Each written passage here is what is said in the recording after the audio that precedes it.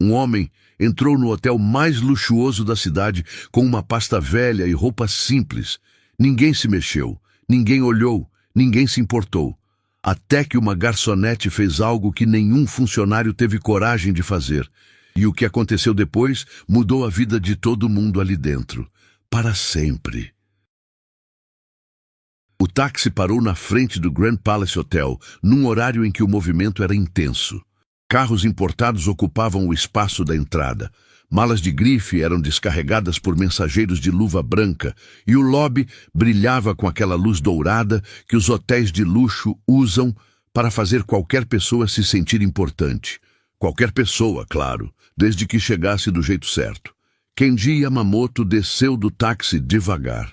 Tinha os cabelos brancos bem aparados, o rosto marcado por décadas de vida vivida com intensidade. E nas mãos, uma pasta de couro escuro, tão gasta nas bordas que parecia ter viajado pelo mundo inteiro. Porque tinha. Vestia calça de tecido simples, camisa de botão sem gravata e sapatos confortáveis, que não tinham nada de especial. Não carregava mala, não carregava pressa. Parou por alguns segundos na calçada e olhou para a fachada do hotel com uma expressão que ninguém ali saberia decifrar. Os dois porteiros de terno que ficavam posicionados na entrada viram Kenji sair do táxi. Um deles olhou para o outro. O outro desviou o olhar. Nenhum dos dois se moveu. Nenhum abriu a porta. Nenhum disse bom dia. Kenji esperou alguns instantes, depois empurrou a porta giratória sozinho e entrou. O lobby do Grand Palace era de tirar o fôlego. Piso de mármore claro com veios dourados, lustres de cristal que desciam do teto alto em cascatas de luz, flores brancas em vasos enormes espalhados pelos cantos e funcionários bem vestidos circulando com aquele ar de eficiência que na prática significava estar sempre ocupado sem necessariamente estar ajudando alguém. Kenji atravessou tudo aquilo em silêncio e foi até o balcão de recepção. Isabela estava de frente para a tela do computador quando ele se aproximou. Tinha pouco mais de 25 anos, cabelo preso com perfeição, batom vermelho que combinava com o lenço do uniforme e um sorriso treinado que ela distribuía com critério. Quando levantou os olhos e viu Kenji na frente do balcão, o sorriso não veio. Ela voltou os olhos para a tela e continuou digitando. Kenji esperou. Isabela não disse nada. Ele colocou a pasta sobre o balcão com cuidado e disse com voz tranquila: "Boa tarde, tenho uma reserva." Isabela digitou mais alguma coisa. Olhou para o lado, pegou um papel, voltou para a tela. "Um momento", disse sem olhar para ele. O momento se transformou em vários. Durante esse tempo, uma mulher de casaco bege chegou ao balcão ao lado com duas malas enormes. Isabela se iluminou. O sorriso treinado apareceu completo, os olhos brilharam, e ela se moveu com uma agilidade que até então não havia demonstrado. "Bem-vinda ao Grand Palace, senhora. Sua suíte já está pronta." Posso oferecer algo para a senhora enquanto finalizo o check-in?" Kenji observou a diferença sem dizer uma palavra. Alguns minutos depois, quando Isabela finalmente voltou a atenção para ele, foi com uma pressa disfarçada de eficiência. Pediu o nome, digitou rápido e, sem verificar direito o sistema, o alocou no quarto mais simples do andar mais baixo, ignorando completamente a reserva que estava registrada com outra categoria. "Terceiro andar, quarto 304. Disse, entregando o cartão magnético sem olhar nos olhos dele. Foi nesse momento que Marcos atravessou o lobby. Marcos Vinícius era o gerente-geral do Grand Palace havia 4 anos, e usava isso como se fosse uma medalha no peito. Terno cinza perfeitamente cortado, cabelo sempre no lugar, postura de quem acredita que administrar um hotel de luxo é equivalente a governar um pequeno país. Ele cruzou o lobby em direção à entrada principal, com passadas largas, e passou a menos de 2 metros de Kenji sem sequer piscar. O motivo ficou claro segundos depois. Um homem de paletó escuro entrou pela porta principal, acompanhado de 2 assessores, e foi recebido por Marcos, com aperto de mão entusiasmado, sorriso aberto e aquela inclinação de cabeça que as pessoas fazem quando querem demonstrar respeito sem parecer que estão se curvando. Era um político conhecido na cidade, o tipo de hóspede que Marcos anotava no próprio caderno para garantir atendimento personalizado. Kenji pegou o cartão magnético do balcão, guardou no bolso e foi sentar num dos sofás do lobby enquanto esperava para entender melhor o espaço. Ficou ali por um tempo considerável. Funcionários passaram por ele em várias direções. Nenhum parou, nenhum perguntou se precisava de algo. Um rapaz do serviço de copa passou com uma bandeja de boas-vindas, oferecendo suco de frutas para os hóspedes que chegavam. Passou por Kenji e foi direto para o grupo que estava com Marcos. Kenji tirou um pequeno caderno da pasta e começou a escrever. Quem passasse por ali veria apenas um velho anotando qualquer coisa. Não saberia que cada linha era um registro preciso do que estava acontecendo naquele lobby. Foi aí que Flávia apareceu. Ela vinha do corredor lateral, carregando uma bandeja com 2 taças e um balde de gelo, caminhando rápido como alguém que está sempre no limite do tempo. Tinha cabelo escuro preso, uniforme de garçonete que já havia sido lavado tantas vezes que a cor tinha ficado um tom mais claro nas mangas, e uma expressão de concentração que mudou no segundo em que seus olhos pousaram no homem sentado sozinho no sofá do lobby. Flávia diminuiu o passo. Havia algo naquela figura que ela não conseguiu ignorar. Não era pena, era reconhecimento. O tipo que só quem já ficou invisível num lugar movimentado consegue sentir quando vê outra pessoa passando pela mesma coisa. Ela se desviou do caminho. Foi até a mesa de apoio, pousou a bandeja com cuidado e caminhou até o sofá. Com licença, senhor. O senhor está bem? Precisa de alguma coisa? Kenji levantou os olhos do caderno. Olhou para ela por alguns segundos, com aquela atenção calma de quem realmente enxerga a pessoa à frente. Um copo d'água, disse, se não for incômodo. Claro que não, Flávia respondeu. E havia uma leveza genuína na voz dela que não tinha nada de protocolo. Já trago. Ela voltou em menos de 2 minutos com um copo de água gelada numa bandeja pequena, guardanapo dobrado do lado. Colocou na mesa de centro à frente de Kenji e, em vez de sair imediatamente, ficou por um instante. O senhor chegou há pouco? Posso ajudar com alguma coisa do hotel?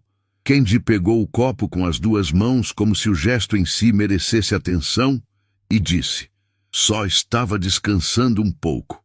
Obrigado pela água. Qualquer coisa é só chamar, ela disse. E estava prestes a se virar quando ouviu a voz de Marcos atrás dela. Flávia. O tom era baixo, mas carregado. Uma palavra. Ela foi até ele. Marcos a puxou discretamente para perto da coluna de mármore, longe do hóspede político que ainda conversava animado na entrada. O que você está fazendo? Ele disse quase sem mover os lábios. Atendendo um hóspede que estava sozinho no lobby, ela respondeu com calma. Ele é hóspede ou está aqui por engano? Porque não é o perfil que costuma sentar naqueles sofás. Marcos olhou na direção de Kenji com uma expressão que não precisava de palavras para dizer o que pensava. Não perca seu tempo. Tem mesa sua esperando no restaurante. Flávia não respondeu. Voltou para a bandeja que havia deixado na mesa de apoio, pegou e seguiu em direção ao corredor. Mas antes de dobrar a esquina, olhou uma última vez para o sofá onde Kenji estava e viu. No chão, atrás do balcão de recepção, havia caído um pequeno objeto. Tinha saído do bolso de Kenji quando ele se levantou para pegar o cartão magnético. Era pequeno, escuro, com uma corrente fina enrolada ao redor. Isabela não tinha visto, nenhum dos outros funcionários tinha visto. O objeto estava ali, encostado no rodapé, invisível para todo mundo, menos para Flávia. Ela olhou para os lados, foi até o balcão, abaixou rápido e pegou o objeto antes que alguém pisasse em cima. Era um medalhão antigo, oval, de metal escurecido pelo tempo. Ela o fechou na mão, olhou na direção do sofá, mas Candy já havia se levantado e seguia em direção aos elevadores com a pasta debaixo do braço. Flávia ficou parada por alguns segundos com o medalhão na mão fechada, sem saber o que fazer com aquilo. Não sabia ainda que aquele pequeno objeto guardava um segredo capaz de mudar tudo. A história daquele hotel, a vida dela e o sentido por trás de cada visita silenciosa que um velho de pasta velha fazia sozinho pelo mundo. Candy passou a primeira noite no quarto 304 sem reclamar de nada. O quarto era funcional, limpo, sem nenhum dos itens que a reserva original previa, sem a vista para o jardim interno, sem a banheira, sem a cesta de boas-vindas que o sistema marcava como inclusa. Ele abriu a pasta, colocou o caderno em cima da cama e anotou tudo com a mesma letra pequena e organizada de sempre. Depois, fechou o caderno, apagou a luz e dormiu. Na manhã seguinte, desceu cedo. O café da manhã do Grand Palace era servido num salão amplo com pé direito alto, mesas redondas com toalhas brancas e uma farta disposição de frutas, pães e pratos quentes que mudavam a cada hora. Candy entrou no salão, olhou ao redor e esperou. Nenhum funcionário veio até ele. Outros hóspedes que chegaram depois foram conduzidos até mesas com sorriso e cardápio nas mãos. Candy foi até uma mesa vazia e sentou sozinho. Pediu café preto a um garçom que passou sem parar. O garçom voltou 10 minutos depois com o pedido de outra mesa e fingiu não ter ouvido. Candy anotou no caderno a hora exata. Depois do café que eventualmente chegou, sem nenhuma palavra de desculpa pelo atraso, ele decidiu conhecer melhor o hotel. Subiu pelos corredores, desceu pela escada de serviço sem querer, cruzou com funcionários que desviavam o olhar e acabou chegando a um corredor do segundo andar sem conseguir identificar onde ficava o restaurante principal. Diferente do salão de café da manhã, o restaurante funcionava a partir do almoço e tinha entrada própria, que não estava sinalizada com clareza suficiente. Foi ali, naquele corredor, que Flávia o encontrou pela segunda vez. Ela vinha em direção oposta com passos rápidos, checando algo no pequeno bloco de anotações que carregava no avental. Quando levantou os olhos e reconheceu Candy parado no meio do corredor, com aquela expressão tranquila de quem não quer incomodar ninguém, ela parou imediatamente. "Senhor, posso ajudar?" "Estou procurando o restaurante", ele disse. "Parece que me perdi um pouco." Flávia guardou o bloco no avental. "Fica no andar térreo, mas a entrada não é pelo lobby principal. Vou te acompanhar, é mais fácil do que explicar." Ela sabia que tinha mesa esperando. Sabia que Marcos já havia checado a escala 2 vezes naquela manhã, e que chegar atrasada para a abertura do restaurante renderia um comentário atravessado. Mesmo assim, virou no corredor e caminhou ao lado de Candy sem demonstrar pressa nenhuma. No caminho, ele perguntou com aquela voz calma que parecia nunca ter urgência: "Você trabalha aqui há muito tempo?" "Quase 6 anos", ela respondeu. "Gosta?" Flávia abriu um sorriso rápido, o tipo que vem antes da resposta honesta ter tempo de chegar. "Gosto do trabalho em si, de atender, de cuidar, o resto vai junto." Candy não perguntou o que era o resto, mas anotou mentalmente. Chegaram à entrada do restaurante. Flávia abriu a porta e se virou para ele. "Aqui é o lugar. Bom almoço, senhor." Candy agradeceu com uma inclinação leve de cabeça e entrou. O restaurante do Grand Palace tinha capacidade para 80 pessoas e naquela hora estava com pouco mais de 1/3 ocupado. Rodrigo, o maître, era um homem de meia idade com bigode fino e aquele jeito de andar que tentava comunicar autoridade em cada passo. Quando viu Candy entrar sozinho, fez uma avaliação rápida que durou menos de 3 segundos e teve consequências que ele não poderia imaginar. "Boa tarde", disse Rodrigo com um sorriso que parou nos lábios. "Mesa para um?" "Sim", Candy confirmou. Rodrigo pegou o cardápio e caminhou pelo salão. Passou pelas mesas próximas à janela com vista para o jardim, passou pelas mesas centrais bem iluminadas e foi até o fundo do restaurante, num canto próximo à porta de serviço da cozinha, onde o barulho das panelas chegava com clareza suficiente para atrapalhar qualquer conversa. "Aqui está!" disse, colocando o cardápio na mesa com o mesmo sorriso de antes. Kendi sentou sem comentar. Abriu o cardápio, anotou mentalmente a mesa, a localização, o motivo que não precisava ser dito em voz alta. Foi Flávia quem ficou responsável por aquela sessão do restaurante naquele dia. Quando ela viu para qual mesa Rodrigo havia conduzido Kendi, fechou os olhos por meio segundo, respirou. Depois foi até a mesa com o bloco na mão. "Boa tarde", ela disse. Kendi levantou os olhos do cardápio e, pela primeira vez desde que havia chegado ao Grand Palace, sorriu. Foi um sorriso pequeno, discreto, mas genuíno. "Boa tarde de novo." O atendimento de Flávia era diferente. Não tinha aquela eficiência mecânica que os treinamentos de hotelaria ensinavam. Tinha presença. Ela explicava os pratos como se realmente soubesse o que estava descrevendo. Perguntava se havia preferência ou restrição antes de sugerir e, quando voltava com o pedido, não despejava os itens na mesa e saía. Ficava o tempo suficiente para garantir que estava tudo certo. Em determinado momento, enquanto ela recolhia o prato do primeiro tempo, Kendi disse sem preâmbulo: "Você tem filhos?" Flávia parou por um instante. Não era uma pergunta comum de hóspede, mas havia algo no jeito que ele perguntou, sem curiosidade invasiva, com uma atenção que parecia genuinamente interessada, que fez a resposta vir naturalmente. "Tenho um filho, 7 anos. Ele mora com você?" "Mora. Somos nós dois e minha mãe." Ela empilhou os pratos com cuidado. "Minha mãe está com a saúde um pouco delicada já faz algum tempo. A gente se vira." Kendi ficou em silêncio por alguns segundos. Havia algo nos olhos dele que Flávia não conseguiu nomear. Não era pena, não era curiosidade. Era reconhecimento quase, como se aquela história tocasse em algo que ele carregava dentro há muito tempo. "Você cuida de muita gente", ele disse por fim. Flávia deu de ombros com leveza. "É o que a gente faz, né? Cuida de quem ama." Ela foi até a próxima mesa sem saber que aquelas palavras simples haviam atravessado Kendi de um jeito que nenhuma reunião de negócios havia conseguido fazer em anos. O almoço seguiu. Em determinado momento, um grupo de 6 executivos entrou no restaurante. Rodrigo os recebeu na porta com aperto de mão, sorriso aberto e uma energia completamente diferente da que havia demonstrado quando Kendi chegou.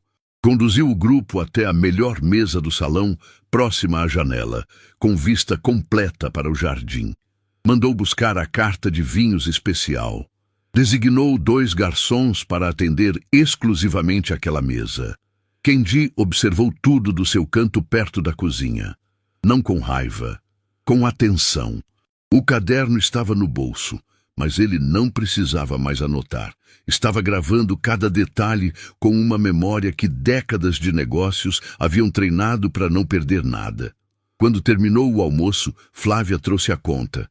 Kendi pagou, dobrou o guardanapo com cuidado e se levantou.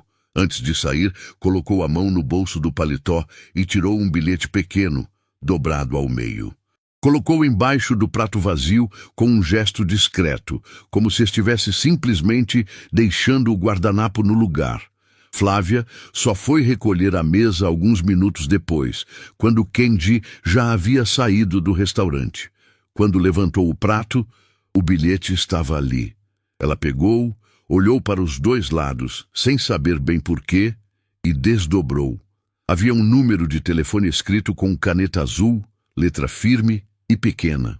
E abaixo do número, uma frase em caracteres que ela nunca havia visto na vida. Flávia ficou parada com o bilhete na mão por um tempo que não soube medir. Não era uma mensagem de hóspede satisfeito. Não era reclamação. Era outra coisa. Algo que ela não conseguia classificar e que, exatamente por isso, não conseguia ignorar. Dobrou o bilhete, colocou no bolso do avental e voltou ao trabalho. Mas a mão voltou ao bolso mais de uma vez naquela tarde, só para confirmar que o bilhete ainda estava lá. Flávia chegou em casa naquela noite mais tarde do que de costume. O turno havia se estendido porque uma das colegas faltou e ela cobriu sem reclamar, como sempre fazia. Quando abriu a porta do apartamento pequeno no terceiro andar de um prédio sem elevador, o filho Daniel já estava dormindo no sofá com a televisão ligada no desenho que ele havia adormecido assistindo. Ela desligou a televisão, colocou um cobertor sobre ele sem acordá-lo e foi até o quarto da mãe. Dona Conceição estava acordada, recostada nos travesseiros, com aquela palidez que havia chegado devagar e ficado. O problema no coração dela tinha nome difícil e tratamento caro. O tipo de coisa que os médicos explicavam com cuidado e que Flávia ouvia com atenção, anotava num caderno pequeno e depois chegava em casa e ficava olhando para o teto pensando em como ia resolver. O remédio mais importante da lista custava mais do que ela conseguia separar por mês, depois de pagar aluguel, mercado e a conta de luz que havia subido de novo. "Você comeu?" Flávia perguntou entrando no quarto. "Comi sim", Dona Conceição respondeu com aquela voz que tentava parecer mais firme do que estava. "Para de me tratar que nem criança." Flávia sorriu, ajeitou o travesseiro e sentou na beira da cama por alguns minutos. Não falou do trabalho, não falou do bilhete. Ficou ali conversando sobre o desenho favorito de Daniel e sobre uma vizinha que havia trocado de cachorro, até a mãe fechar os olhos com aquela respiração lenta que indicava que o sono estava chegando. Quando saiu do quarto e fechou a porta com cuidado, Flávia foi até a cozinha, sentou na única cadeira que ficava encostada na mesa pequena e colocou os dois objetos na frente dela. O medalhão de um lado, o bilhete dobrado do outro. Ficou olhando para os dois por um tempo que não soube medir. O medalhão era pequeno, oval, de metal escurecido que já havia sido brilhante algum dia. Tinha uma miniatura de fecho na lateral que ela ainda não havia tentado abrir. Havia algo gravado no verso, caracteres que ela não reconhecia, miúdos e precisos, feitos com uma ferramenta fina por alguém que sabia exatamente o que estava escrevendo. Ela pegou o medalhão, deslizou a unha no fecho com cuidado e abriu. Dentro havia uma foto, pequena, em preto e branco, um pouco desbotada nas bordas. Mostrava uma mulher jovem, talvez 20 e poucos anos, sorrindo para a câmera com uma expressão que combinava timidez e alegria ao mesmo tempo. A mulher usava uniforme, um uniforme de garçonete. Flávia aproximou o medalhão dos olhos. O uniforme tinha gola branca, mangas curtas, avental na frente. Era idêntico ao que ela usava todos os dias. Ela ficou parada com o medalhão na mão fechada, o coração acelerado sem uma razão que ela conseguisse explicar direito. Havia algo naquele rosto na foto, naquele sorriso de mulher jovem com uniforme de garçonete, que atravessou alguma coisa dentro dela de um jeito que não tinha nome certo. Fechou o medalhão devagar, pegou o bilhete, desdobrou e olhou novamente para a frase escrita abaixo do número de telefone. Caracteres que ela não entendia, linha após linha, numa caligrafia firme que parecia carregar peso em cada traço. Pegou o celular e fotografou o bilhete. Então, abriu o aplicativo de mensagens e mandou a foto para Cláudia, colega de faculdade de letras que havia feito intercâmbio e estudava línguas orientais como passatempo desde então. A mensagem foi simples. "Você consegue traduzir isso? É urgente." Eram quase 11 da noite. Flávia não esperava a resposta antes do dia seguinte. Lavou o rosto, conferiu se Daniel estava bem coberto e foi deitar.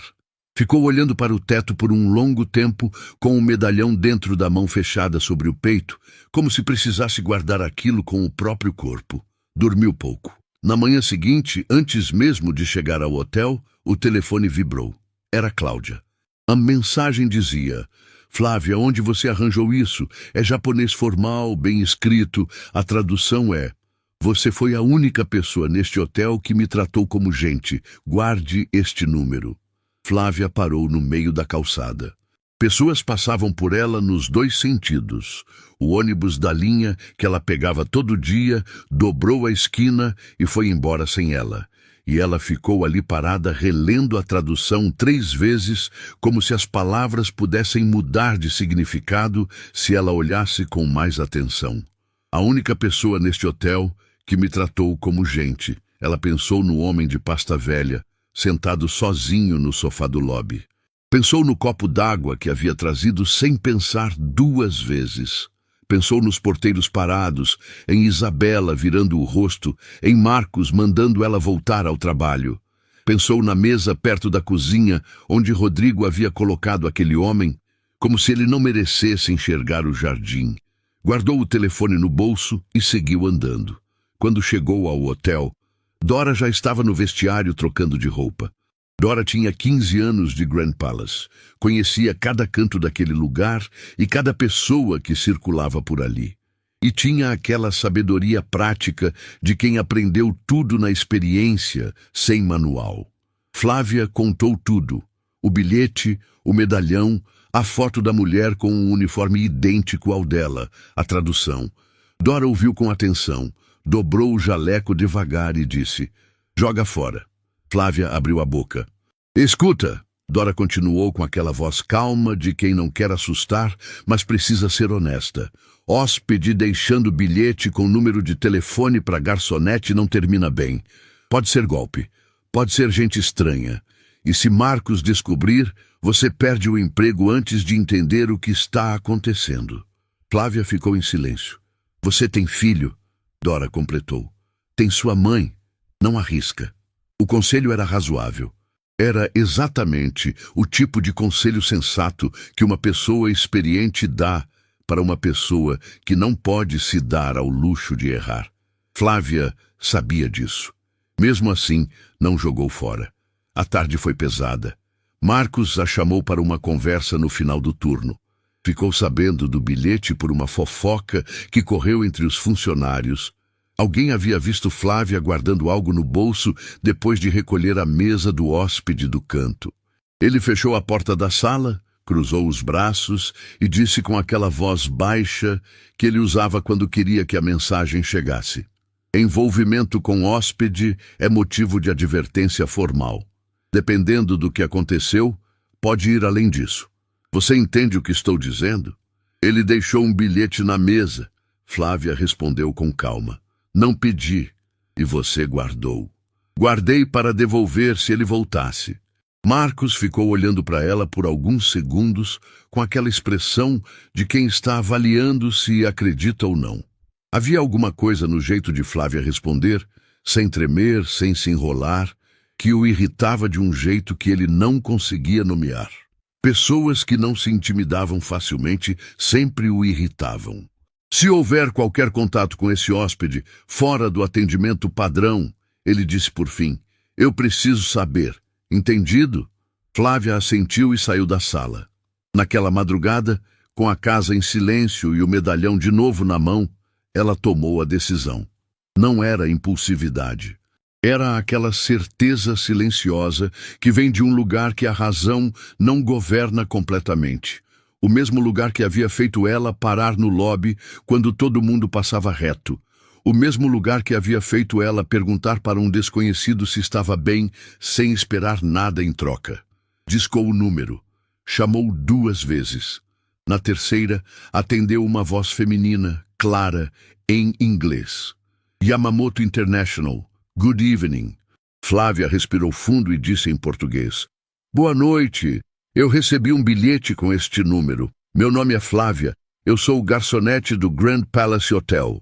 Houve uma pausa curta do outro lado. Depois, a voz voltou, dessa vez em português, com sotaque carregado, mas compreensível. "Senhora Flávia, o senhor Yamamoto está esperando seu contato há horas." O silêncio que tomou conta de Flávia naquele momento durou apenas alguns segundos. Mas foi o tipo de silêncio que divide uma vida em antes e depois. A voz do outro lado da linha pediu que ela aguardasse um momento. Flávia ficou parada na cozinha escura, o telefone colado ao ouvido, ouvindo um silêncio atravessado por sons distantes que pareciam vir de outro fuso horário. Havia papéis sendo movidos, passos, o barulho abafado de uma porta se fechando. Depois, silêncio de novo. Então, a assistente voltou e disse com cuidado, como quem está prestes a entregar uma informação que sabe que vai mudar alguma coisa. Senhora Flávia, o senhor que a visitou no hotel se chama Kenji Yamamoto. Ele é o fundador e presidente do grupo Yamamoto International. Flávia não respondeu imediatamente. O grupo Yamamoto, a assistente continuou, é proprietário de 217 hotéis, distribuídos em 42 países. Um desses hotéis é o Grand Palace, onde a senhora trabalha. O telefone quase escorregou da mão de Flávia. Ela se apoiou na borda da pia da cozinha e ficou assim, olhando para o azulejo branco na frente, sem enxergar nada, processando o que havia acabado de ouvir. O homem de pasta velha, que havia sentado sozinho no lobby, enquanto os porteiros olhavam para o lado. O homem que Isabela havia colocado no quarto mais simples, sem verificar a reserva. O homem que Rodrigo havia empurrado para o canto perto da cozinha, como se não merecesse enxergar o jardim. O homem que Marcos havia chamado de problema. Era o dono do hotel. Era o dono de 217 hotéis. E ela havia servido a ele um copo d'água simples, porque era a coisa certa a fazer. Senhora Flávia, a voz da assistente trouxe ela de volta. A senhora está bem? Estou, Flávia respondeu, e a própria voz soou estranha para ela. Estou sim. A assistente explicou com calma o que Flávia ainda não sabia. O senhor Yamamoto realizava visitas anônimas aos hotéis do grupo com regularidade. Chegava sem avisar, sem identificação, vestido de forma simples e passava 1 ou 2 dias observando como os hóspedes comuns eram tratados. Não os hóspedes de suíte, não os políticos recebidos com aperto de mão na entrada. Os hóspedes comuns, os que chegavam de táxi, sem gravata, sem malas de grife. Era a forma que ele havia encontrado de saber a verdade sobre o próprio negócio. O Grand Palace, a assistente disse com uma delicadeza que tinha peso, não teve um bom desempenho nesta visita. O Sr. Yamamoto documentou cada situação desde o momento em que chegou. Flávia pensou em Marcos, pensou na advertência que havia recebido naquela tarde. Pensou no quanto aquilo ia mudar e sentiu um frio que não tinha nada a ver com a madrugada. Ele quer falar com a senhora, a assistente disse. Pessoalmente. Posso transferir agora, se a senhora permitir. Flávia olhou para o corredor escuro, onde o quarto da mãe ficava. Olhou para o sofá onde Daniel dormia enrolado no cobertor. Olhou para o medalhão que estava em cima da mesa da cozinha com o fecho fechado. Pode transferir, ela disse. Houve um silêncio de alguns segundos. Depois uma voz que ela reconheceu imediatamente. Calma, pausada, com aquele sotaque suave que transformava cada palavra numa afirmação tranquila. Flávia. Kenji disse o nome dela, como se já soubesse exatamente quem ela era, não como pergunta, como reconhecimento. Ela não conseguiu responder de imediato. Havia algo naquela voz que desfazia qualquer preparação que ela pudesse ter feito. Boa noite, Sr. Yamamoto. Ele falou em japonês devagar e a assistente traduziu em tempo quase real. Eu me desculpo por te colocar numa situação difícil. Não era minha intenção. O senhor não me colocou em nenhuma situação, Flávia disse, e a honestidade saiu antes que ela tivesse tempo de pensar se era adequado. Eu fiz o que faria por qualquer pessoa. Silêncio do outro lado. Depois Kenji falou de novo e a assistente traduziu. Eu sei, é exatamente por isso que estou ligando. Ele então disse algo que a assistente traduziu com uma voz que havia ficado levemente diferente, como se as palavras também tivessem atravessado ela de algum jeito. O medalhão que você guardou pertencia à minha esposa. O nome dela era Yuki. Ela trabalhou como garçonete por muitos anos antes de nos conhecermos. Usava um uniforme igual ao seu. Flávia fechou os olhos. Yuki partiu há alguns anos, Kenji continuou, a voz chegando através da tradução com uma calma que custava muito a manter. Desde então, quando visito os hotéis do grupo, venho vestido de forma simples, do jeito que ela vivia quando a conheci. É a única forma que encontrei de continuar perto dela de alguma maneira. O choro veio sem avisar. Flávia não tentou segurar. Não havia como. Chorou baixinho para não acordar ninguém, com a mão livre cobrindo a boca, em pé na cozinha escura de um apartamento pequeno, no terceiro andar de um prédio sem elevador, segurando um telefone que havia mudado completamente o tamanho do mundo naquela madrugada. Você tem os mesmos olhos que ela tinha, a assistente traduziu. E a voz de Candy havia chegado num ponto em que o esforço para manter a calma era visível mesmo através do telefone. Olhos que enxergam as pessoas de verdade. Não o que elas vestem, não o que elas representam, as pessoas. Flávia limpou o rosto com as costas da mão e respirou fundo antes de conseguir falar. O senhor sabe que eu tenho um medalhão. Eu sei, e quero que você fique com ele esta noite. Uma pausa. Amanhã quero que venha ao hotel. Haverá uma reunião e preciso que você esteja presente. Uma reunião? Sim. Vai entender quando chegar. Flávia olhou de novo para o medalhão na mesa, para a foto guardada lá dentro. Aquela mulher jovem sorrindo com o uniforme idêntico ao dela. Pensou em quantas vezes Candy havia aberto aquele medalhão.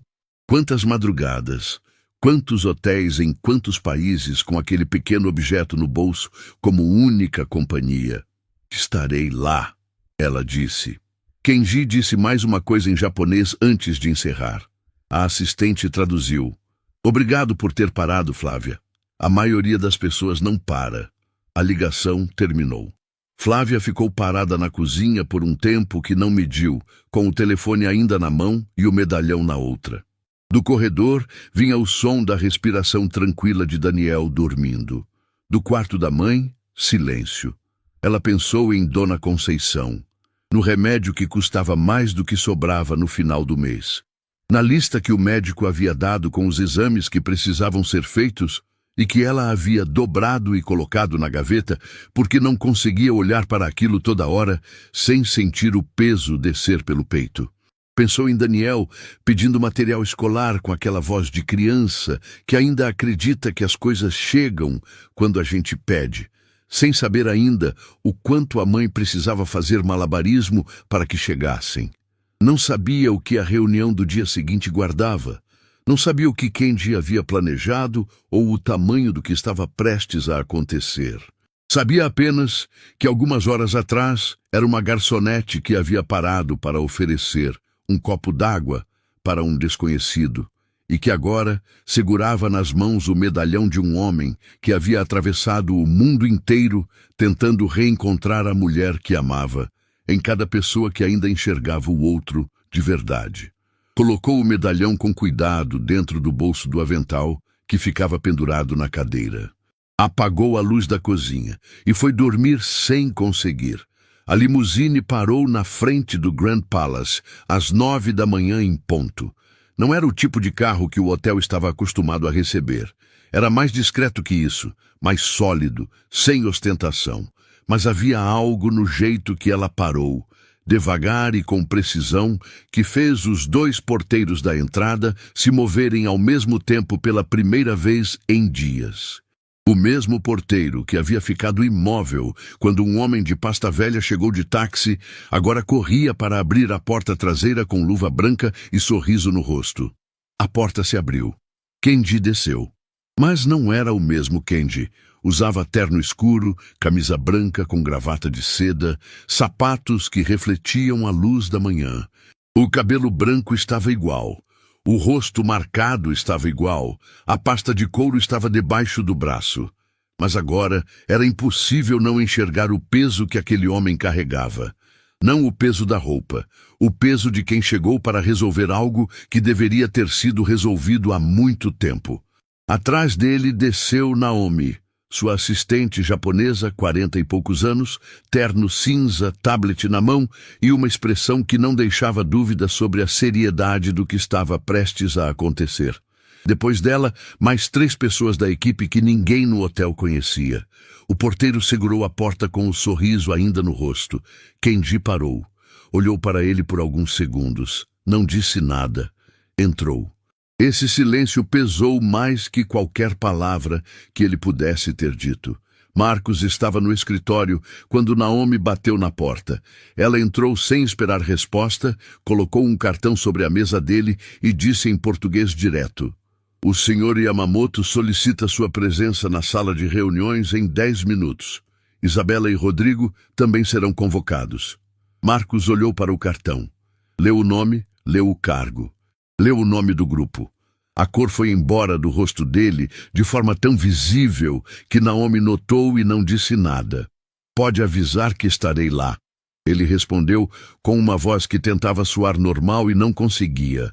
A sala de reuniões do Grand Palace tinha mesa longa de madeira escura, cadeiras estofadas e uma janela que dava para o jardim interno.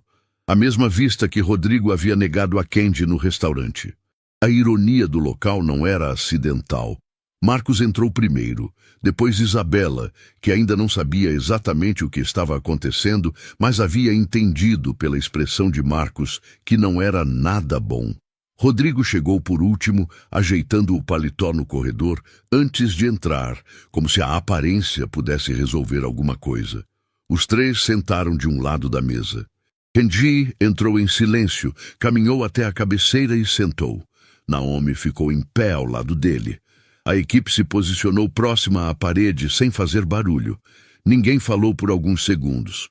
Foi Marcos quem quebrou o silêncio, porque o silêncio estava ficando insuportável. "Senhor Yamamoto, é uma honra recebê-lo no Grand Palace.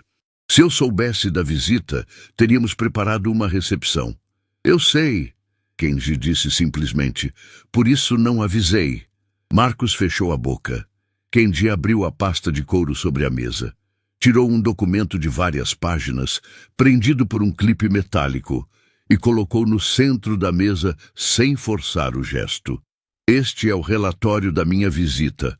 2 dias como hóspede comum, sem identificação, sem aviso prévio." Fez uma pausa. "Posso resumir ou posso ler? Qual prefere?" Ninguém respondeu. Kenji começou a ler. Leu o horário exato em que chegou e o tempo que ficou parado na entrada sem que os porteiros se movessem. Leu a descrição do balcão de recepção. A reserva ignorada, o quarto trocado, o atendimento interrompido para priorizar outra hóspede sem critério de chegada. Leu o episódio do café da manhã com o garçom que passou sem parar. Leu a descrição da mesa no canto do restaurante. A cada item, Isabela ficava um tom mais pálida. Rodrigo havia parado de ajustar o paletó. Então Kenji chegou no item que fez Marcos endurecer na cadeira. No primeiro dia de visita, um funcionário do hotel foi repreendido por oferecer atendimento a um hóspede que estava sozinho no lobby, sem assistência. A repreensão aconteceu na frente de outros funcionários e incluiu a sugestão de que o hóspede era inadequado para o espaço. Kenji levantou os olhos do papel e olhou diretamente para Marcos. No dia seguinte, o mesmo funcionário foi convocado para uma reunião e citado uma advertência formal por ter guardado um objeto perdido de um hóspede com a intenção de devolver. Marcos abriu a boca. "Senhor Yamamoto, preciso explicar o contexto." "O contexto está documentado", Kenji disse sem elevar a voz. Havia algo na calma dele que era mais difícil de enfrentar do que qualquer grito. "Mas antes que o senhor explique o contexto, gostaria que visse uma segunda coisa." Naomi se adiantou e colocou sobre a mesa uma segunda pasta, mais grossa que a primeira.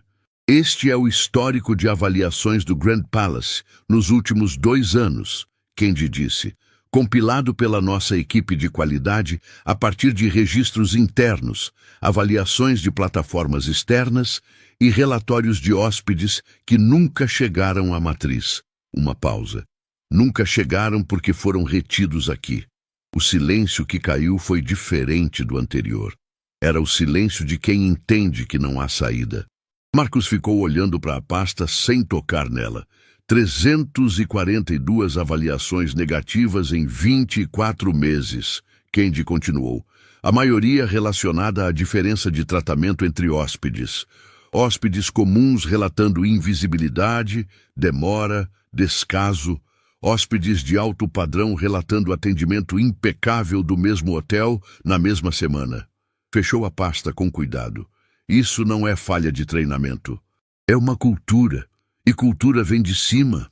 Marcos tentou uma última vez. Senhor Yamamoto, o hotel tem metas, temos pressão por resultados, clientes prioritários que movimentam volume maior.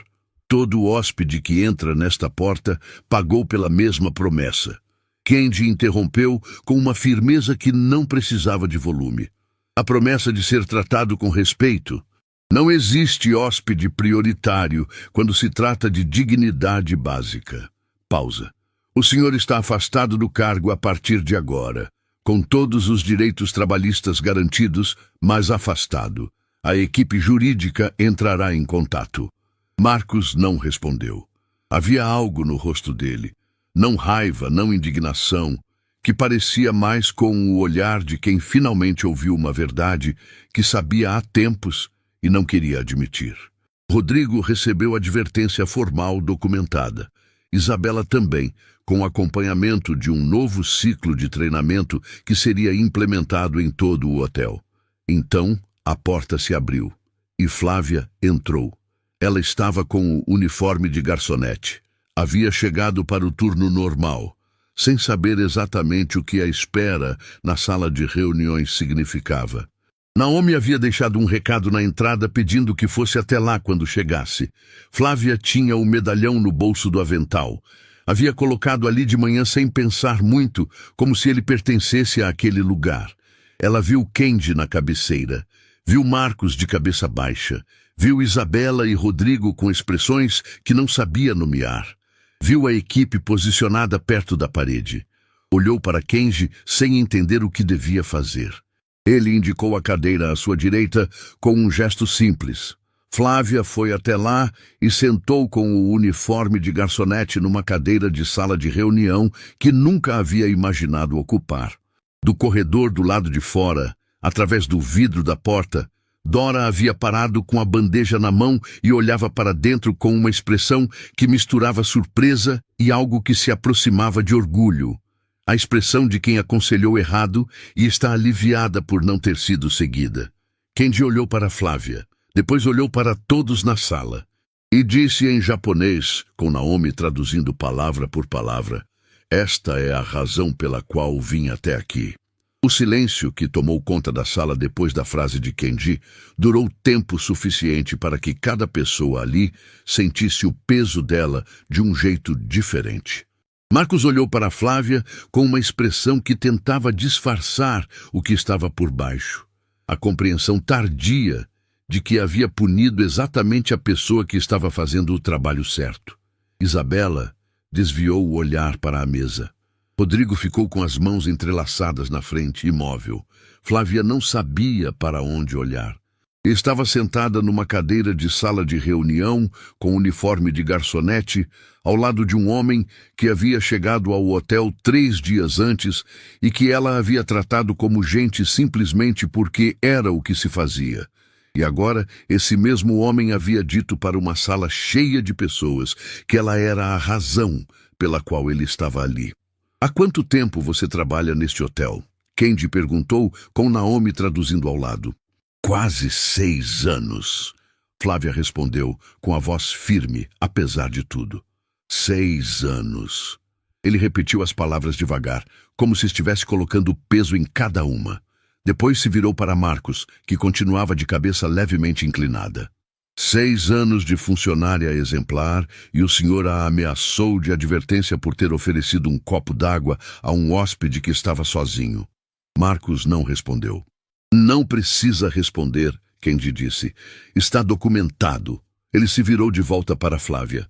Havia nos olhos dele aquela atenção calma que ela havia notado desde o primeiro momento no lobby.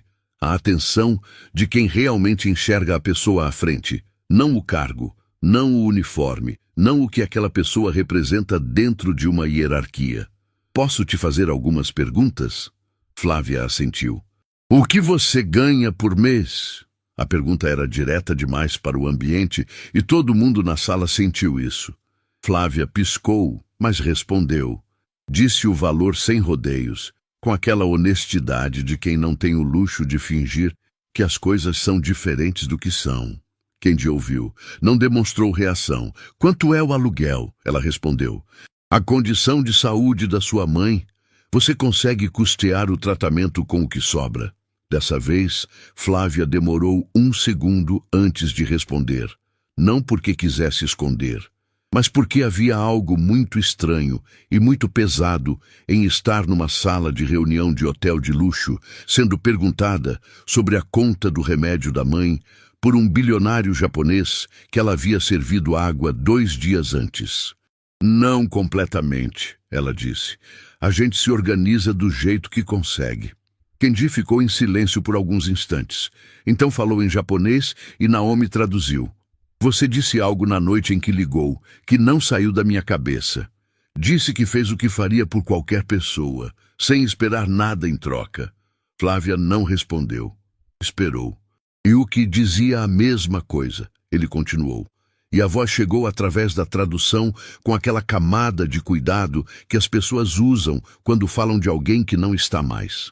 Ela trabalhava em turnos duplos e ainda assim parava para ajudar colegas que estavam sobrecarregados.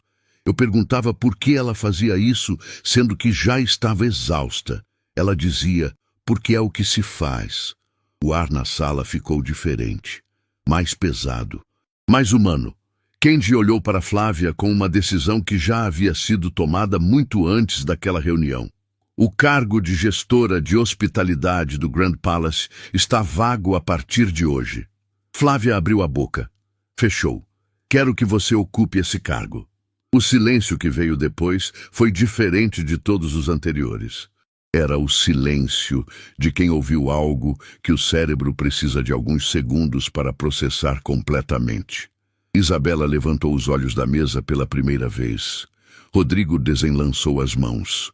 Naomi manteve a expressão neutra de quem já sabia. Havia ajudado Kendi a preparar cada detalhe daquela proposta na noite anterior. Eu não tenho formação para isso, Flávia disse.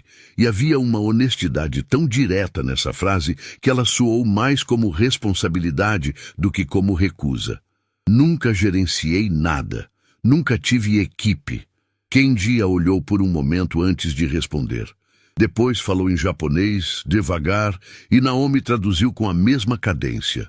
Formação se aprende em qualquer escola. Caráter não se ensina em lugar nenhum. Flávia sentiu as palavras chegarem de um jeito que não esperava.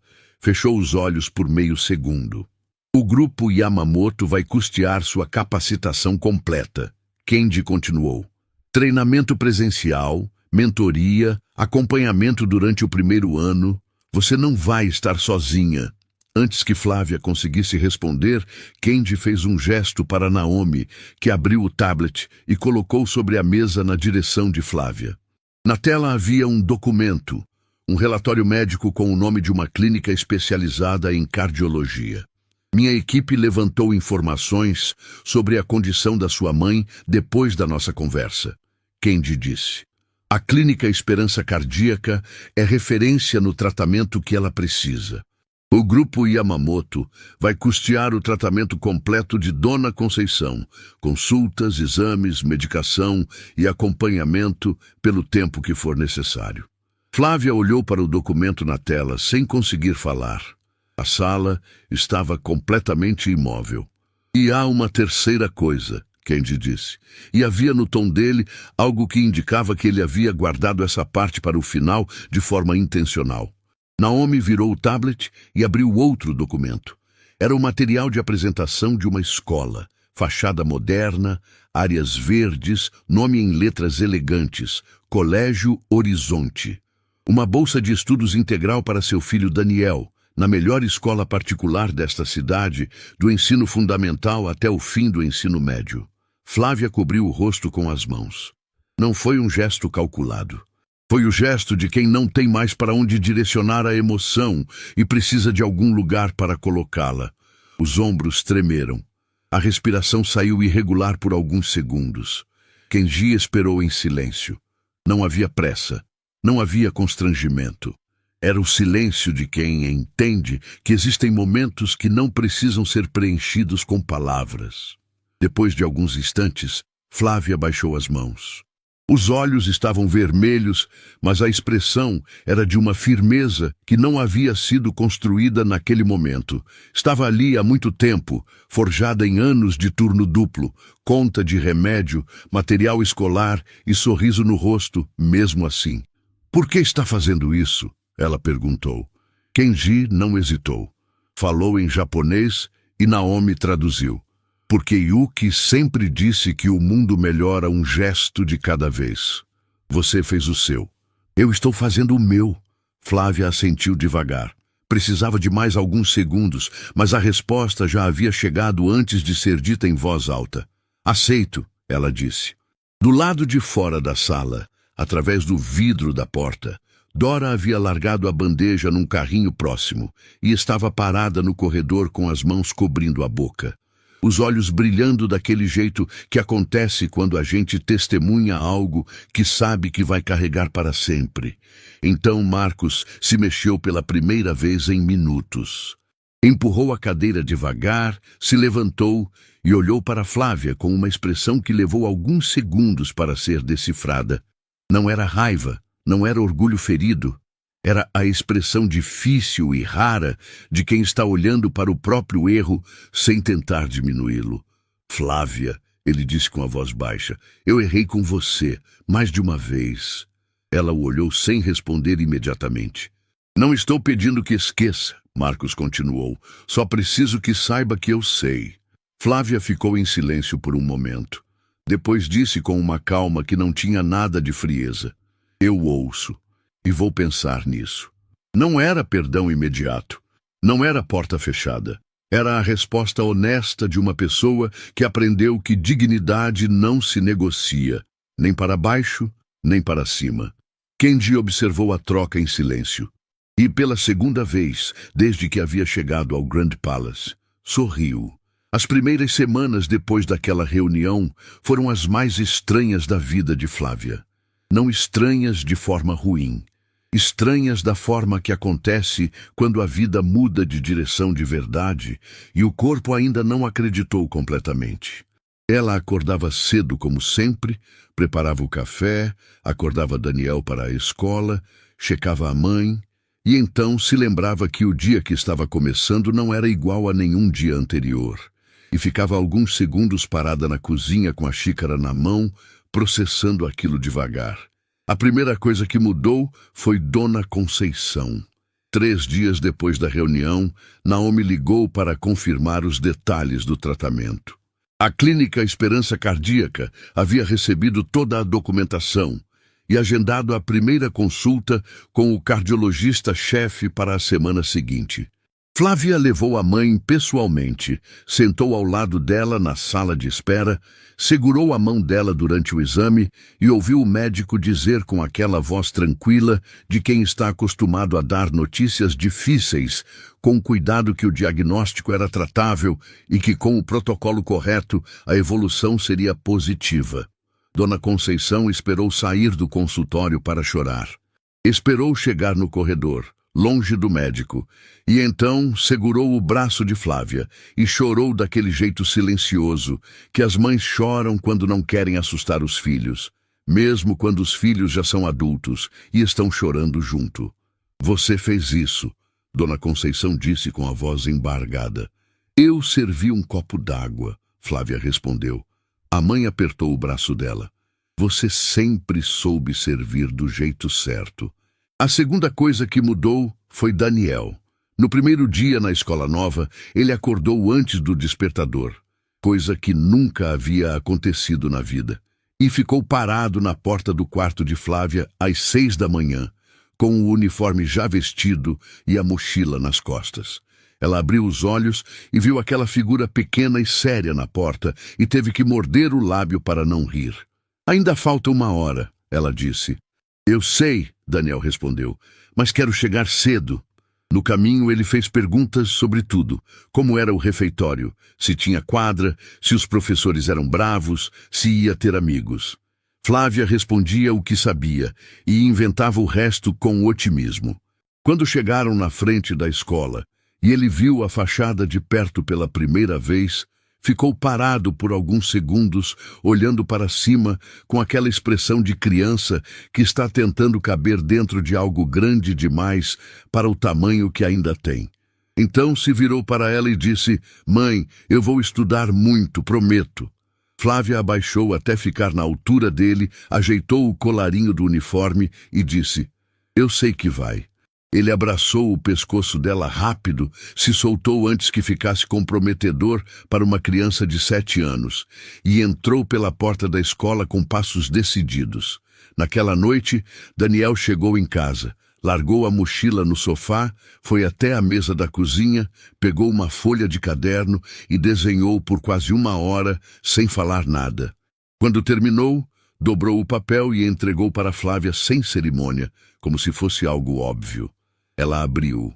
Era um sol grande ocupando quase toda a folha, com um rosto desenhado no meio.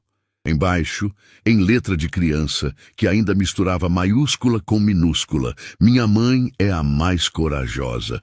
Flávia dobrou o papel com cuidado e colocou no bolso do avental, o mesmo bolso onde havia guardado o medalhão de Candy dias antes.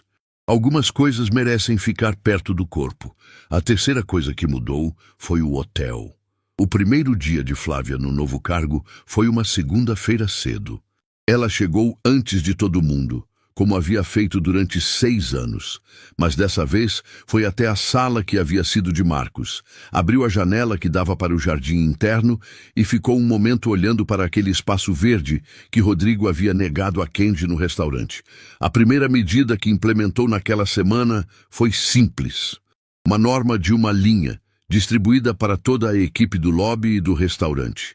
Todo hóspede que entrar no Grand Palace, independente de como chegou ou como está vestido, deve ser cumprimentado pelo nome após o check-in e tratado com o mesmo padrão de atenção.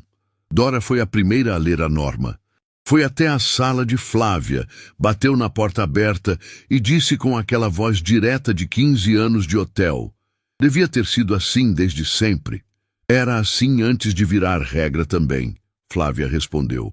"Só que algumas pessoas precisam de regra escrita para fazer o que deveria ser instinto." Dora assentiu. Ficou um segundo na porta e acrescentou mais baixo: "Eu errei quando disse para você jogar fora." "Você me protegeu do jeito que sabia," Flávia disse. "Não errou." Marcos apareceu no hotel numa tarde da segunda semana. Não estava de terno, usava calça simples e camisa sem gravata. E havia algo nessa ausência de uniforme que o deixava diferente, um pouco menor em tamanho, mas de alguma forma mais presente como pessoa. Pediu para falar com Flávia. Ela o recebeu na sala com a porta aberta. Ele não trouxe desculpa elaborada, não trouxe explicação longa. Sentou na cadeira do outro lado da mesa, a mesa que havia sido dele, e disse: "Eu vim porque precisava vir, não para pedir nada." Flávia esperou. "Passei anos achando que sabia distinguir quem merecia a atenção e quem não merecia." Ele continuou. "Achava que estava sendo eficiente. Agora entendo que estava sendo pequeno." Parou. "Isso não volta." "Mas eu queria que você soubesse que entendi." Flávia ficou em silêncio por um momento. Então disse: "O que você vai fazer agora?" Marcos deu um sorriso curto, que tinha mais de reflexão do que de alegria. "Ainda não sei, mas vou fazer diferente." Ela assentiu. "Então já é um começo." Ele se levantou, agradeceu e foi embora. Flávia ficou olhando para a cadeira vazia por alguns segundos. Pensou que havia algo importante naquilo, não no perdão, não na redenção rápida e embalada, mas na possibilidade. Na ideia de que uma pessoa pode olhar para o próprio erro sem desviar o olhar e escolher caminhar em outra direção. Yuki não tinha dito isso, mas havia vivido como se soubesse. Depois mandou uma mensagem para Cláudia, a amiga que havia traduzido o bilhete numa madrugada sem saber que aquelas palavras iam mudar tudo. A mensagem era curta. "Lembra da tradução que você fez? Preciso te contar o que aconteceu depois." A resposta veio em segundos. "Conta tudo." E Flávia sorriu pela primeira vez naquele dia. Na manhã anterior à partida de Kenji para o Japão, o lobby do Grand Palace estava com movimento moderado. Hóspedes chegando e saindo, malas sendo conduzidas, o lustre de cristal derramando luz sobre o piso de mármore como sempre.